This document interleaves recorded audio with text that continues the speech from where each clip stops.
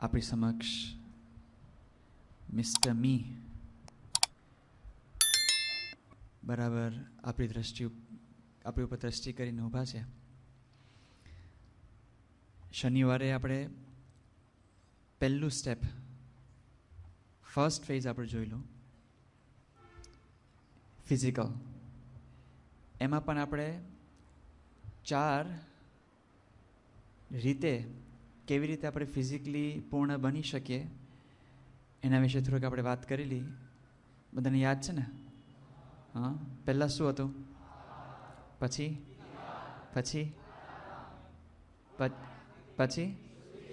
વાહ, સરસ. આહારમાં આપણે 5 રીતે આહાર કરવાની વાત કરી હતી. તેજ, વાયુ, આકાશ. બરાબર છે, બધાને બરાબર યાદ છે. આહાર એટલે આપણો ઇનપુટ, વિહાર એટલે આપણે એક્સરસાઇઝ, આરામ એટલે સ્લીપ, અને શુદ્ધિ એટલે આપણી હાઇજીન.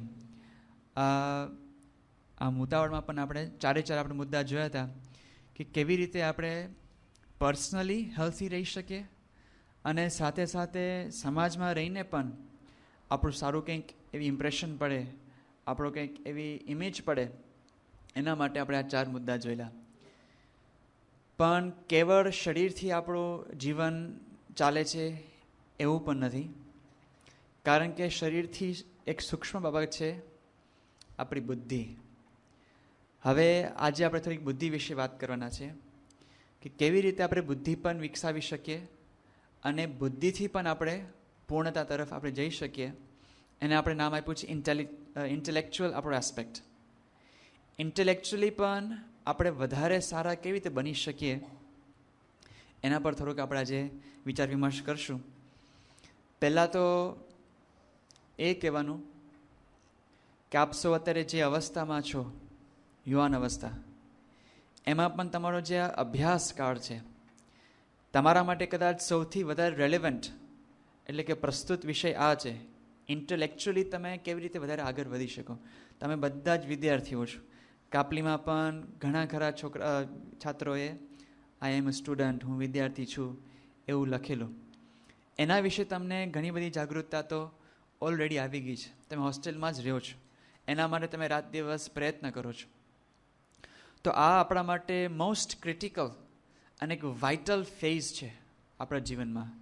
અત્યારે તમે જે પણ કંઈ રોપશો એના ફળ તમે આગળ જિંદગીમાં, સમગ્ર જિંદગી દરમિયાન તમે એના ફળ ચાખવાના છો અને ભોગવવાના છો. How can we make the most of our intellectual phase? How can we become more intellectually? અત્યારે તમારી જે અવસ્થા છે, તમારા મનમાં અત્યારે ઘણા બધા સ્વપ્ન પણ રાચતા હશે. તમારા અત્યારે મનમાં, દિલમાં ઘણી બધી ભાવનાઓ રમતી હશે. તમારામાં ઘણી બધા પ્રકારના પ્રશ્ન, મૂંઝવણો પણ તમને સતાવતા હશે. છતાં પણ એ આપણે સ્વીકારી લઈએ, એક અવસ્થાનો એક ભાગ છે.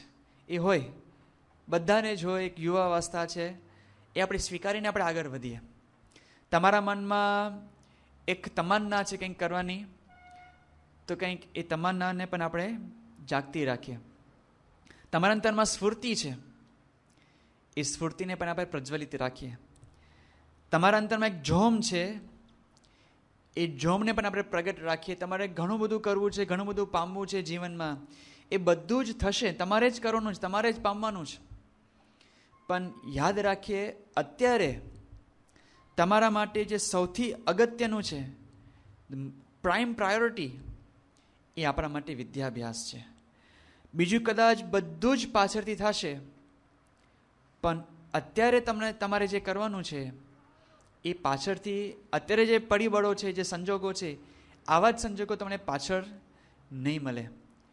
તમને અમુક વાર લાગશે કે સ્વામી, તમે સંતો રોજ અમને અભ્યાસની વાત કરે છે, અમને રીડિંગ ટાઈમ આપે છે, અમને આમ ગોદા માર્યા જ કરે કે વાંચો વાંચો, પરીક્ષાની તૈયારી કરો, આમ કરો તેમ કરો. પણ તમારા જ કદાચ સાથીદારો અથવા તો તમારા કોઈક ફેમિલીના મેમ્બર્સ એ તો રસ્તા પર મારતા જ હોય છે. આમ જેમ તમે અત્યારે બરાબર આમ આદુ ખાઈને મંડ્યા હો છો, ત્યારે તમારા જ કેટલાક દોસ્તદારો એ બહાર આમ નહીં, જીન્સ ને ટી શર્ટ પહેરીને ગોગલ્સ ચડાવી અને મોઢામાં પાનો ડૂચો હોય અને વિક્ટર ને પલ્સર એવા સારી સારી મોટી સાયકલ ઉપર બધે આટા મારતા હોય છે. અને તમને થાય કે સાહેબ મારે જ અહીંયા કૂટાડો મારે કરો ને માથું કૂટવાનું, રોજ વાંચવાનું ને રોજ રિવિઝન ને પછી પરીક્ષાની તૈયારી સબમિશન ના ને તે ક્યાં સુધી મારે આ, ઇટ્સ સો અનફેર. પણ એ વખતે તમારી જાતે તમારે કહેવાનું કે હું અત્યારે એટલા માટે જીન્સ અને ટી શર્ટમાં નથી ફરતો કારણ કે મારે આગળ જઈને સૂટેડ બૂટેડ સેન્ટેડ થઈને મારે ફરવાનું છે. અત્યારે હું એટલા માટે આ પાનના ગલાગર નથી ફરતો કારણ કે હું મારા પોતાના ઘરમાં મારે સ્થિર થવાનું છું. અત્યારે હું એટલા માટે આ વિક્ટર ને પલ્સર ને પેલી ફિયરો ને CBZ તમે છે પણ કંઈક સારી સારી મોટરસાઇકલ હોય એટલા માટે મેં નથી ફરતો કારણ કે આગળ જતાં મારા માટે મોટી મોટી ગાડીઓ રાહ જોવે છે. અત્યારે હું એટલા માટે મારા મોઢામાં પાનનો ડૂચો લઈને નથી ફરતો, આ માવાના બધા ડૂચા હોય છે ને, કારણ કે મારા માટે આગળ સારા સારા મેવા મિષ્ટાનો રાહ જોવે છે. તમારા માટે એ કંઈ ઇન્વેસ્ટમેન્ટનો કાળ છે. તમારે બરાબર અત્યારે કૃતનિશ્ચય થવાનું છે, બરાબર નિર્ધાર કરવાનો છે. થોડીક ધીરજ રાખીને થોડીક શ્રદ્ધા જગાડીને પણ એક નિર્ધાર કરીએ, મારે ભણવું છે, બરાબર ભણવું છે, સાચી રીતે ભણવું છે. કારણ કે એક સૂત્ર જીવનમાં કેળવવા જેવું છે, પ્રામાણિકપણે કોઈક વિદ્યા સંપાદિત કરે છે એ ક્યારેય અફળ જતી નથી. પ્રામાણિકપણે whatever you learn will never go to waste in any which way. માટે આપણે આ રીતે બરાબર મનમાં ધ્યાન કે આ એજ્યુકેશન જે છે it's one of the greatest investments you will make in your life. આ ઇન્વેસ્ટમેન્ટ જ છે. તમે તો ઠીક, તમારી માટે સરકાર પણ કેટલું મોટું ઇન્વેસ્ટમેન્ટ આના માટે કર્યું છે. થોડાક વર્ષો પહેલાંની વાત છે, જ્યારે બજેટ બહાર પડેલું એ વખતનો આંકડો છે, પ્રતિ વર્ષ સરકાર શિક્ષણ પાછળ 53 અબજ અને 48 કરોડ રૂપિયા ખર્ચે છે. કેટલા? 53 અબજ અને 48 કરોડ રૂપિયા. કદાચ સંરક્ષણ પછી બીજો કે ત્રીજો નંબર આવતો હશે શિક્ષણ તંત્રને. આટલું મોટું ઇન્વેસ્ટમેન્ટ સરકાર કરે છે. 25 વર્ષ પહેલાં એવું કહેવું હતું કે ભારતમાં ફક્ત 25 યુનિવર્સિટી અને 700 કોલેજો હતી. આજની તારીખે 242 યુનિવર્સિટી છે અને 10,600 કોલેજો છે અને શહેરે શહેરે ગામડે ગામડે નાની મોટી લગભગ 8 લાખ સ્કૂલો છે. અને શિક્ષણ તંત્રમાં ડાયરેક્ટલી રોકાયેલા જોડાયેલા માણસો એવા 40 લાખથી વધારે છે. કેટલું મોટું ઇન્વેસ્ટમેન્ટ તમારી પાછળ સરકાર કરે છે. સરકાર તો કે દૂરની વાત છે, તમારા માતા પિતા કરે છે. અને તમે પોતે ખુદ તમારો સમય તમે કેટલું તમે એમાં મૂક્યું છે, ઇન્વેસ્ટમેન્ટ કર્યું છે.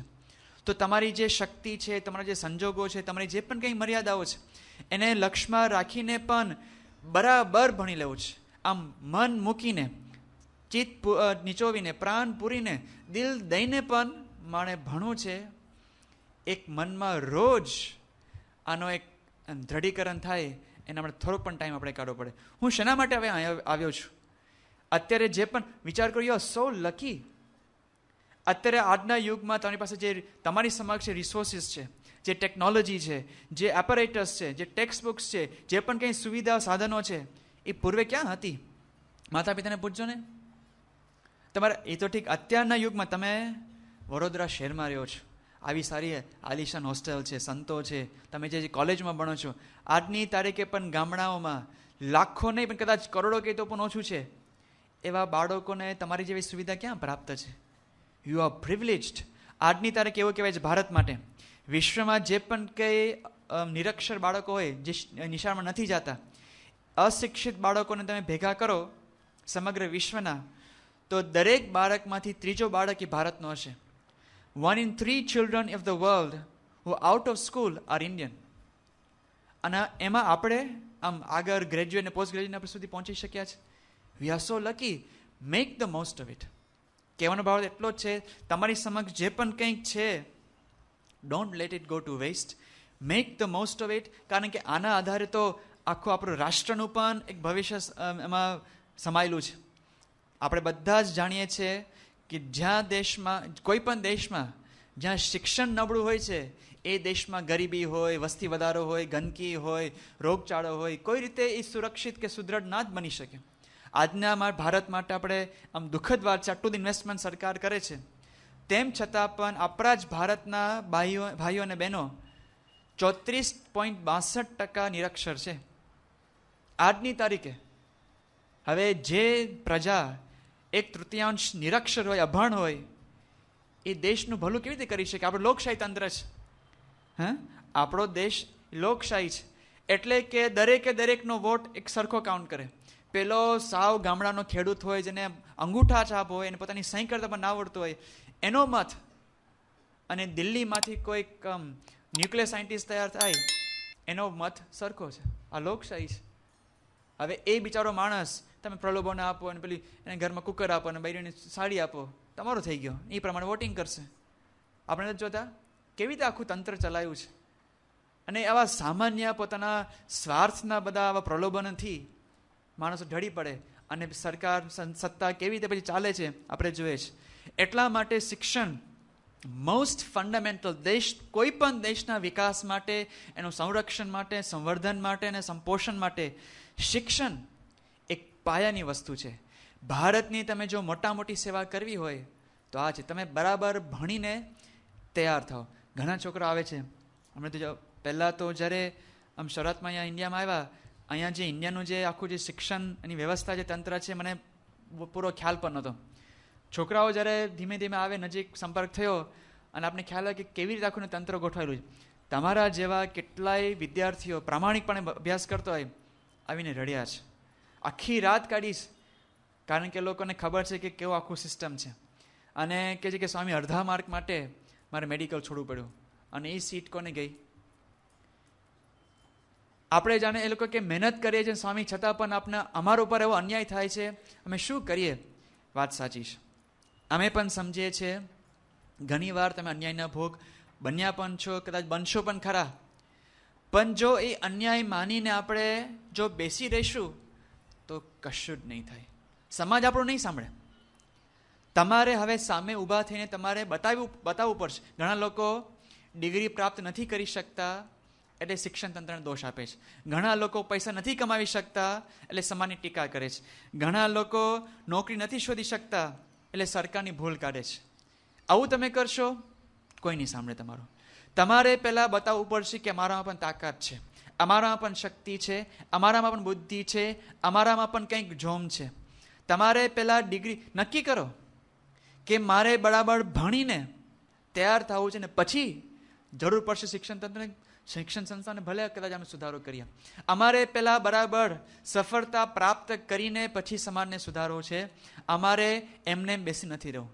એટલે first and most fundamental principle એ જ છે, you must develop yourself educationally, intellectually. પૂરી કસોટીમાંથી પાર પડીને પછી આપણે સમાજને પડકાર ફેંકશું તો લોકો આપણું સાંભળશે. You must stand up to the challenges of developing educationally. અહીંયા હું બહુ ધ્યાન રાખીને બોલું છું, કારણ કે ઘણા બધાના મનમાં એક મિસકોન્સેપ્ટ હોય છે, ગેરસમજ હોય છે. ઇન્ટેલેક્ચ્યુઅલ શબ્દ આપણે વાપર્યો છે, નોટ ડિગ્રી. ઇંગ્લિશમાં બહુ જ એક સારી કહેવત છે, પહેલાં બરાબર સાંભળજો. Many people pass in getting a degree but fail to get an education. સમજાયું? ફરી બોલું છું.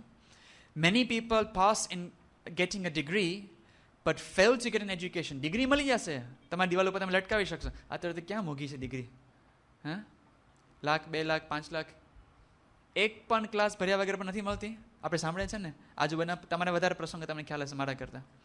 એ કંઈ વિચાર યાદ રાખજો, જ્ઞાન એ માહિતીનો ઢગલો નથી. તમે રોજ તમારા દફતરમાં કે તમારા જે બેગમાં કે ડેસ્કમાં, તમારા કબાટમાં પુસ્તકો ભરાયેલા જ છે ને. એ તમારા કેબિનેટમાં કે તમારા ડેસ્કમાં શું જ્ઞાન પ્રાપ્ત થયું? એમ તમે માહિતી અંદર આમ ઠાંસી તમે કેટલી ભેગી કરશો, ભરશો? એ તમારું એજ્યુકેશન તમે ગણશો?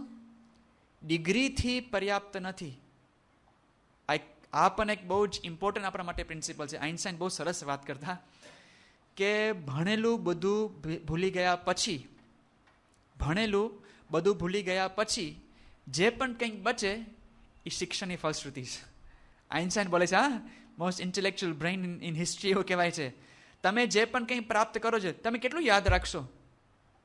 તમે આજથી 50 વર્ષ પછી પણ બધા તમે ક્વોન્ટમ મિકેનિક્સના ને બધા તમારા સાયન્સના ને થર્મોડાયનેમિક્સના ને તેને બધા તમે એન્જિનિયરિંગના ફોર્મ્યુલાસ તમે યાદ રહેવાના. તમને યાદ રાખવાનું કેટલું ઓછું છે. એકચ્યુઅલી તો મને તો આ જ પ્રશ્ન થાય છે ઇન્ડિયામાં તો.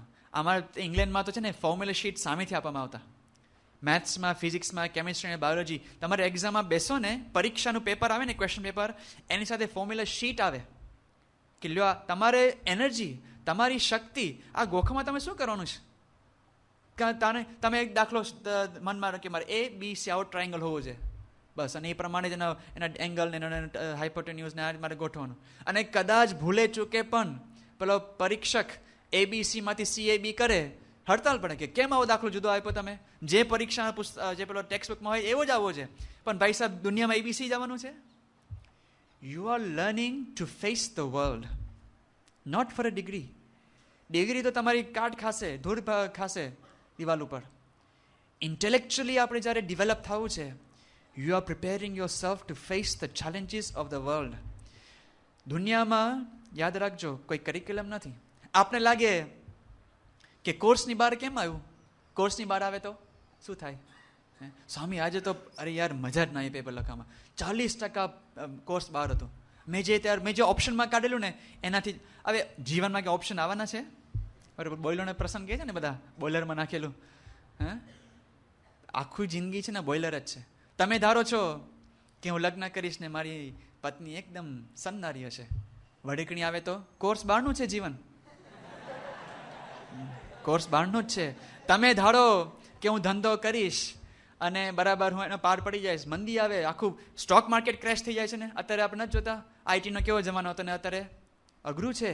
કોર્સ બહારનું છે જીવન. તમારા જીવનમાં ડગલે ને પગલે જ કોર્સ બહાર જ આવવાનો છે. જીવનનો કોઈ કોર્સ જ નથી. સ્વામી બાપાના 2 વર્ષ પહેલા 24મી સપ્ટેમ્બરે જ્યારે અક્ષરધામ ઉપર હુમલો થયો, કોર્સ બહારનું હતું. પ્રમુખ સ્વામી મહારાજના કોઈના સંતોન હરિભક્ત આપણા કોઈના મનમાં હતું? સ્વપ્ન પણ આપણે કલ્પી શકીએ કે અક્ષરધામ ઉપર આતંકવાદી હુમલો થાય? આપણે કોનું બગાડ્યું છે? બનાવ્યું. અને સ્વામી બાપાએ બતાવ્યું કે હાઉ ટુ રિમેઇન કામ, how to face the challenges. અને આજે એક પ્રસંગ એવો છે આખી દુનિયાને નોંધે છે કે ના, this is the way to fight terrorism. એટલે you have to learn to face the, you must learn. Not આમ તમે પેલું સોલો, તમે આમ પેલું જે પેલું વાત ના કરી, કોમ્પ્યુટર પણ એ માહિતી રાખે જ છે, તમે ચાપ દો એટલે બહાર આવી જાય, ઓકી કાઢો, એમ નહીં. Can you learn to analyse information? Can you learn to execute information? Think. તમારા જે અત્યારે વિદ્યાર્થી કાળ છે, એક જ સ્કિલ તમારે શીખવાની છે. You have to learn how to learn. બસ એકવાર તમે આ એક જો તમે કળા શીખી ગયા, પછી તો તમારા હાથમાં આખી દુનિયા છે. તમારે પછી કોઈ પુસ્તકોની કદાચ નહીં જરૂર પડે. તમે જે પણ કંઈ કરશો, everything will be a learning process. Everything will be something new to you. માટે તમે અત્યારે જે ભણો છો, તમે ડિગ્રી પણ તમારે પ્રાપ્ત કરવાની છે, બધું જ તમારે કરવાનું છે, પણ લર્ન ટુ લર્ન. થિંક. તમને જે ભણવામાં આવે છે સારું જ હોય છે, પણ થોડુંક અપ્લાય કરો. Can you execute your knowledge? એના આધારે તમે જીવનમાં સફળતા નિષ્ફળતા થશે. બાકી કેવળ તમે માર્ક્સમાં જ રાચ્યા રહેશો કે અડધો માર્ક અહીંથી મેળવો, 1 માર્ક અહીંથી મળી લો, તો માર્ક્સથી કંઈ તમારી સફળતાને કંઈક આમ તમે ના કરી શકો.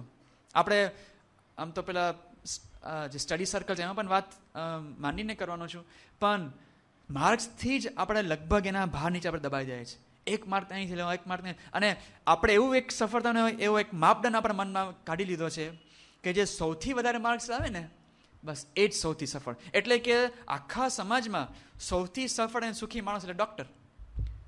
એવું જ નક્કી થયું છે ને. હું ઇન્ડિયામાં આવ્યો ત્યારે મને એવું જ લાગતું હતું કે આખા ભારતમાં 2 જ લાઈન છે, કાં તો ડૉક્ટર બને કાં તો એન્જિનિયર બને, બસ. ધારણ કે ભારતમાં બીજા કોઈ કર્મચારીઓ કે માણસો છે જ નહીં એમ. હવે તમે ડૉક્ટર બનો, પણ તમારી રુચિ શું છે, તમારી સ્ટ્રેન્થ શું છે, તમારી કેપેસિટી ક્યાં છે, તમારી પોટેન્શિયલ ક્યાં છે?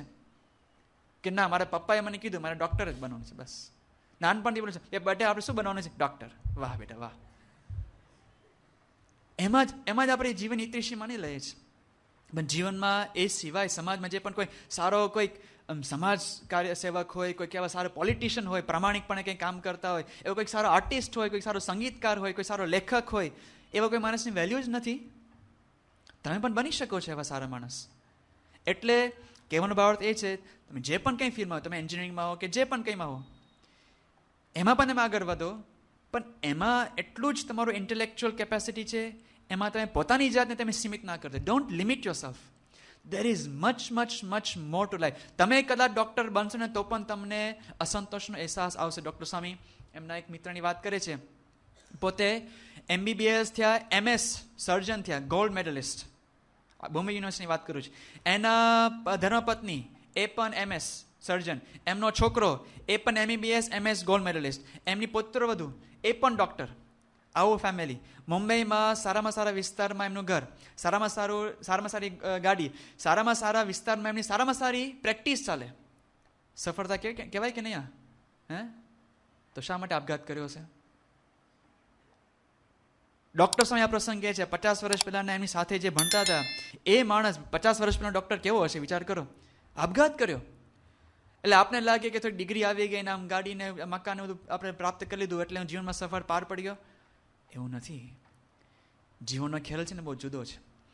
એટલે you are learning to live, to face life. એના માટે એ વખતે કદાચ તમારે થર્મોડાયનામિક્સ ને એન્જિનિયરિંગના લોઝ ને પ્રિન્સિપલ્સ ના પણ કામ આવે. એનો અર્થ એવો નથી, પ્લીઝ ડોન્ટ મિસ્ટેક મી.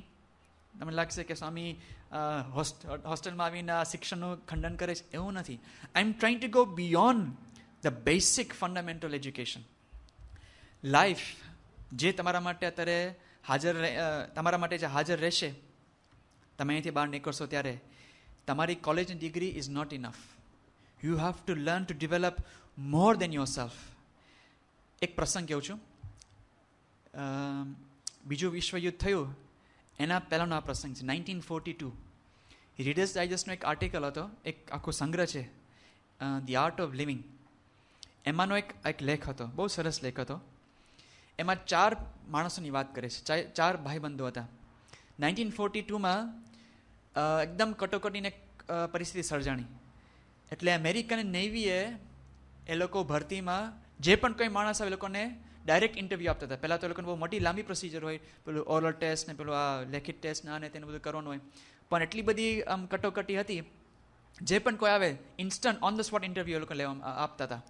આ 4 ભાઈઓ ભેગા થયા અને કે નેવીમાં આપણે એનરોલ થઈએ. 4 ભાઈઓ કોણ હતા?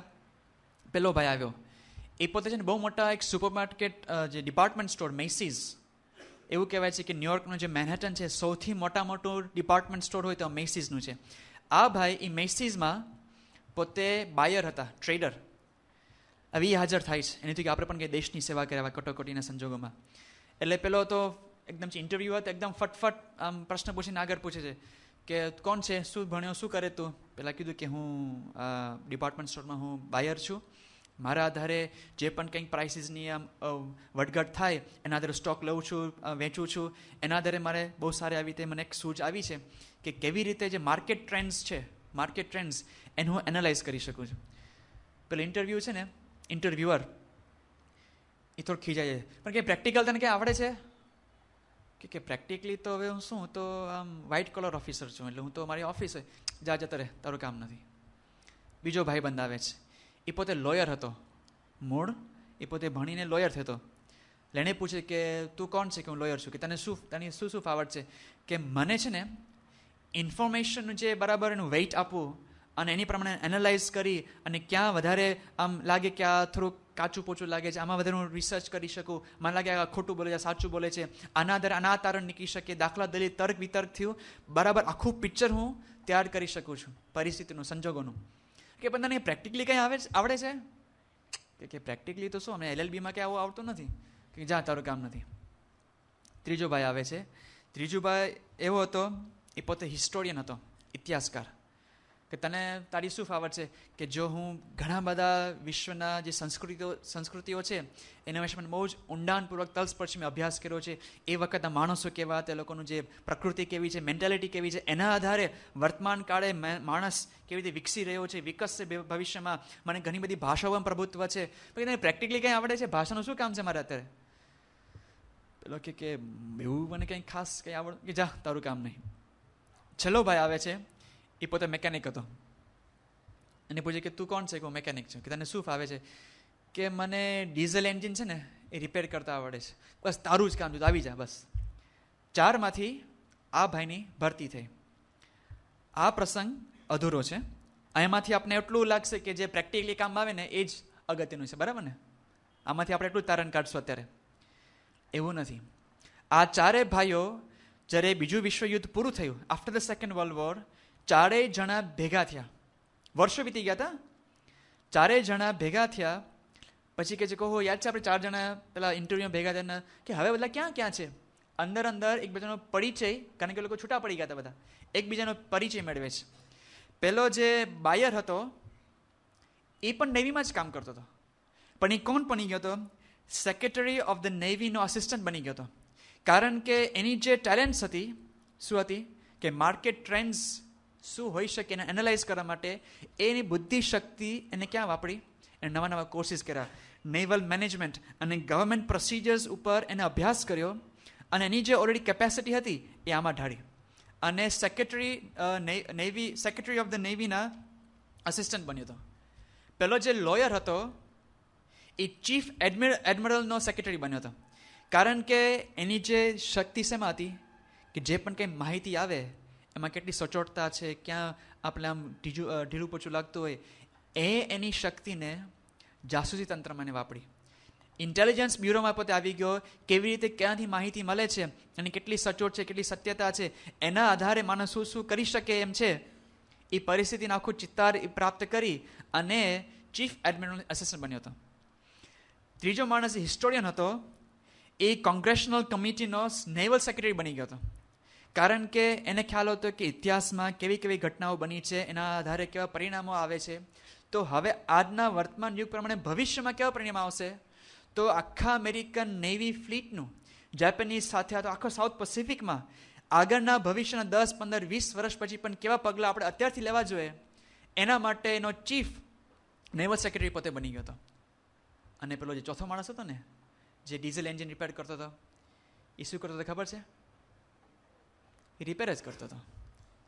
કારણ કે જે આવડતો એ કર્યા અને આગળ કંઈ પ્રગતિ કરી નહીં.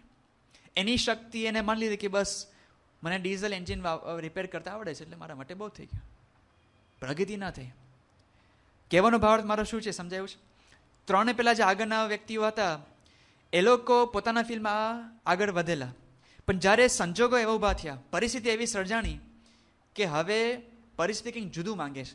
They could adapt their skills to those conditions.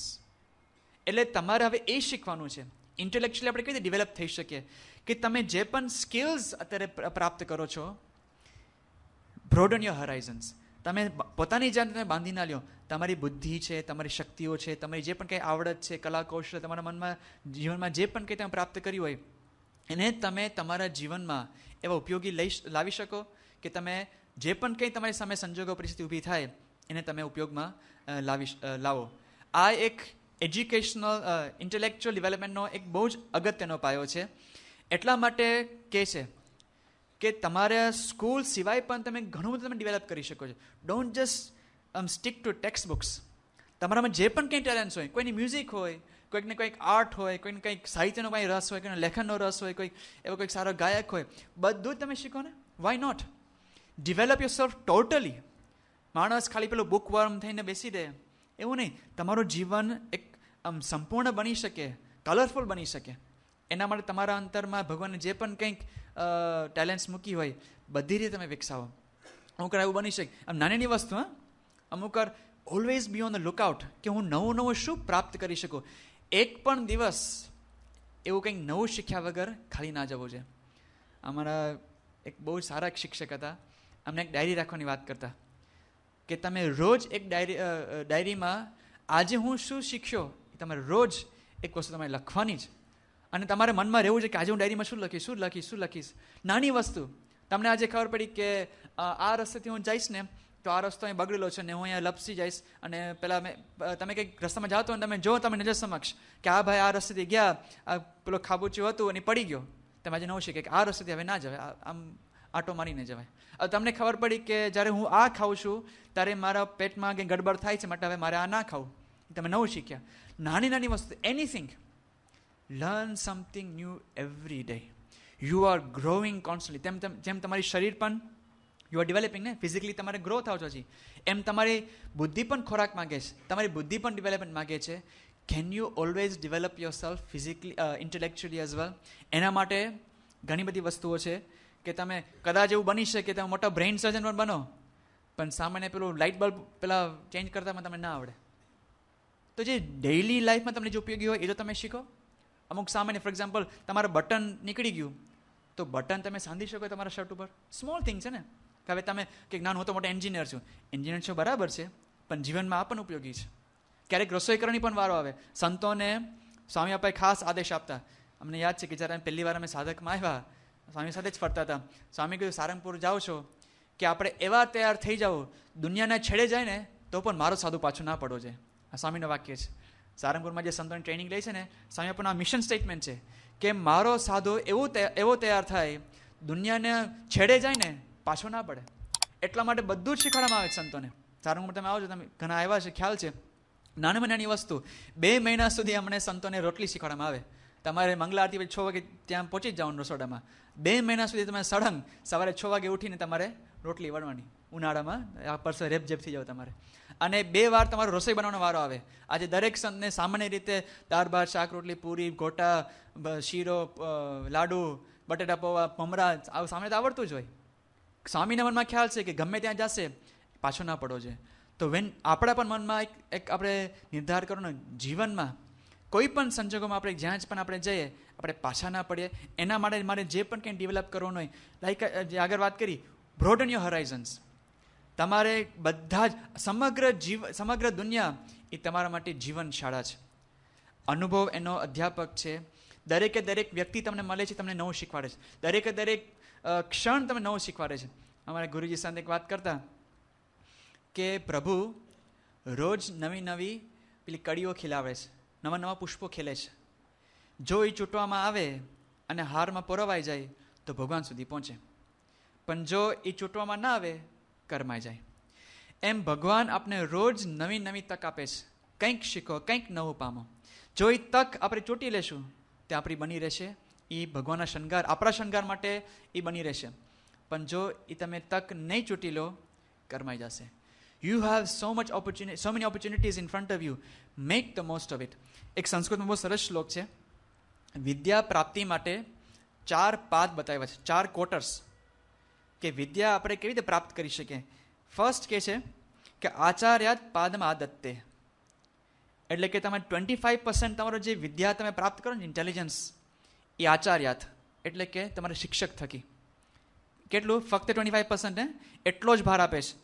બીજી વાત કરે છે કે પાદમ શિષ્ય સ્વમેધયા, બાકીની જે 25% છે હજી એ સ્વમેધયા, તમારી પોતાની જે બુદ્ધિ ચાતુર્ય છે, મેધયા ઇન્ટેલિજન્સથી જ તમે પ્રાપ્ત કરી શકો છો, પોતાની મહેનતથી. ત્રીજું કે છે પાદમ સ બ્રહ્મચારીભ્ય, એટલે કે તમારા જે સાથેના જે માણસો છે, તમારા જે કોલિગ્સ છે, ક્લાસમેટ્સ છે, એ સિવાયથી પણ થોડોક બહાર તમે જાઓ. તમારા સંપર્કમાં જે પણ કોઈ વ્યક્તિ આવે છે એના થકી પણ તમે જ્ઞાન પ્રાપ્ત કરી શકો છો. સંતો તમે લાગે સંતોને આટલું બધું જ્ઞાન ક્યાંથી આવે છે? કારણ કે સંતો જે લોક સંપર્ક થાય છે વધારેમાં વધારે. આજે જે સંત, કોઈ પણ સંત હોય, અમે 1 મહિના સુધી વડોદરા રહેવાના, કેટલા બધા માણસોના સંપર્કમાં અમે આવીએ છીએ. નવું શીખવા મળ્યા જ કરે. એ માણસ તમે જેટલું કોણ, everybody has a story to tell. તમે દરેક વ્યક્તિ પાસેથી કંઈક નવું શીખી શકો.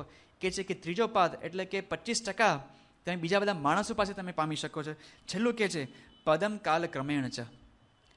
બીજું પાદ છે ને તમને અનુભવ તમને શીખવાશે. તમે જેમ જેમ દિવસો પસાર થતા જશે, એવરી ડે એક દિવસ તમારી સમક્ષ આવે છે, મારે તમને નવું શીખવાડવું, મારે તમે નવું શીખવાડવું. તમે જેટલા તત્પર રહેશો એના માટે તમે નવું પ્રાપ્ત કરતા જ રહેશો.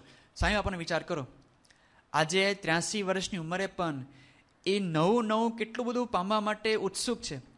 નાના બાળકો પણ એમની વોકિંગમાં કંઈક વાતો કરે, વાર્તા કરે, સ્વામી કેટલા રિસેપ્ટિવ હોય છે, સ્વામીશ્રી કેટલા એકાગ્રતાપૂર્વક એ સાંભળવા માટે તત્પર. હવે સ્વામી બાપા તો 60 વર્ષ સાધુમાં થઈ ગયા. એમને 60 વર્ષ. હવે સત્સંગની વાત એમના માટે કઈ અવિદ્વાન હશે? બધું જ એમણે જાણ્યું છે, સાંભળ્યું. પોતે કથા વાર્તા, પોતે જ્ઞાનનું સ્વરૂપ છે. છતાં પણ કંઈક નવી વાત આવે, કંઈક નવું સાંભળવા મળે, કંઈક નવું વાંચવાનું મળે. હમણાં સ્વામીનો પ્રસંગ બન્યો. સ્વામી બાપા જ્યારે બોમ્બેથી લંડન જતા હતા પ્લેનમાં, એ વખતનો જે પાયલોટ કેપ્ટન વાસુદેવ, સ્વામી બાપા એમની સાથે અડધો કલાક કાઢ્યો.